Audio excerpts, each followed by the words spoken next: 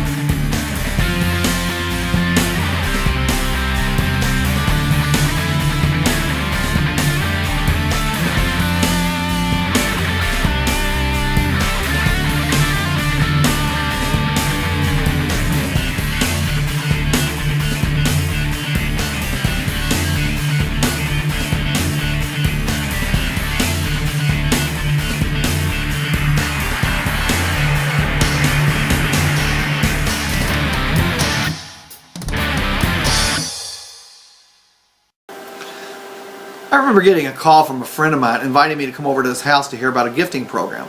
He said I should bring $100 in cash. Well, I declined. A few weeks later, he informed me that he had received several $1,000s from the gifting program and I should jump in. Once again, I declined. 6 months later, he was singing a different story. It turns out the authorities busted up that ring and he had many family members and friends had lost their money. Of course, they blamed him and he said it was the worst mistake that he'd ever made. In money games and pyramids, people always get hurt. In legitimate network marketing opportunities, no one ever has to get hurt. So what's the difference? In legitimate network marketing, we don't assess training costs or headhunter fees. We get paid only by the volume produced by products or services delivered to the end consumers. That means your bonus check is directly tied to the volume of your organization. Now, like everything else that we've been talking about, you can't control the volume of your network. But once again, the standard you set in the first circle will directly impact what happens to the rest of them. You're able to do this three ways. The products or services that you and your family consume, the products and services you give away as samples, and the customer base you develop. So let's look at each of these in turn. The products or services you and your family consume, if your company makes a product, you should never buy that product from another company for any reason. You have to be your own best customer and buy from your own store. The lady who owns a Burger King doesn't eat at McDonald's. So please don't sabotage your business by skimping on your own products. I can't tell you how many people fail because the first question that they ask is, what's the minimum volume I need to achieve to get paid? If that's your mindset, you should quit now and stick with your job at Walmart. Have you ever seen anyone reach high levels of success in anything by asking about the minimum he or she has to do to get by? Don't just buy from yourself, buy a lot. The more of your product or services you use, the better you'll get to know them. You're likely to get better results, have a better testimony, and develop a more passionate story. The stronger your story and testimony are, the bigger your volume is going to be. The more products your team sees you using, or just in evidence around your house, the more they will use, and I can assure you that people with high levels of personal use always have high volume levels in their team as well.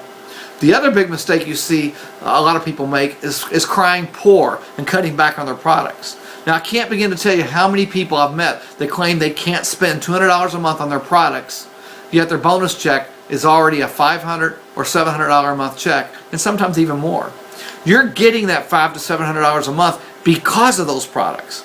At that stage, you should never be trying to live off the business income. You should be investing in the business to grow it. And the best investment is using a broad cross-section of your own products and having a great story to tell. The second standard you set as the first circle that will directly impact what happens to the rest of your team is having products or services that you can give away as samples. Now, don't make the mistake of trying to increase profits by saving money on samples. In reality, this dramatically reduces your enrollments, and that's death for your volume. Be generous with samples. Every time someone attends a presentation with you, have a nice package of product samples there for them to take home. Your product is your best advertisement. The third standard you set in the first circle that will directly impact what happens to the rest of them is the customer base you develop. This area is the one that will influence your volume in the biggest way. The fact is, opening a business and being your own boss is not for everybody, but your products very likely are. So there will be lots of people who choose not to do the business who could benefit from your product line. And to make the most of this, there's a couple things you have to do. First, create a safe space for people who aren't interested in building a big business but are excited about the products and want to market them. Don't try to bully them into attending opportunity meetings or doing other business building requirements if that's not their thing. If they just want to be retailers, support them in that decision and give them the help they need. Make sure that when prospects turn down the business opportunity, you let them know that you would love to have them as a customer. Explain the ease of our auto ship program. Let them know that they will always be assured of friendly, personalized service from you and you would value their business greatly. Let's do the math. Let's say your average consumption in your group and your downline is $100 a month. You have 1,000 team members. You get paid on a volume of $100,000. Now, suppose they each have an average customer base of $200. Now you're getting paid on $300,000 of volume. You just multiplied your bonus check by the power of 3. Instead of earning $500 a month, you're now earning $1,500. Instead of $8,000 a month, you're now earning $24,000. Or rather than taking home $30,000 a year, you're now raking in $90,000 a year. And the longer you're in the business, the higher average volume should be. If you're relatively new, you may have only 3 or 4 customers. If you've been in business for a year, you should have at least 10 to 15 customers. And if you and your key people have been in the business for 5 years or longer, it's very possible that your people will have 30 to 40 customers each. And then you're multiplying your business by the power of 10, 20, or even 30 times. So buy liberally from your own store, give all your prospects a nice cross-section of products to sample, and nurture a large customer base.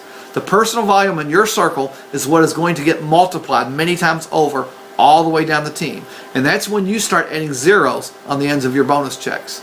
I hope you enjoyed today's post. If you did, please hit the like button and subscribe so you can get future posts. If you'd like more information on this topic, it comes from a book by Randy Gage called Making the First Circle Work. I encourage you to click on the link I provided and get your copy of the book.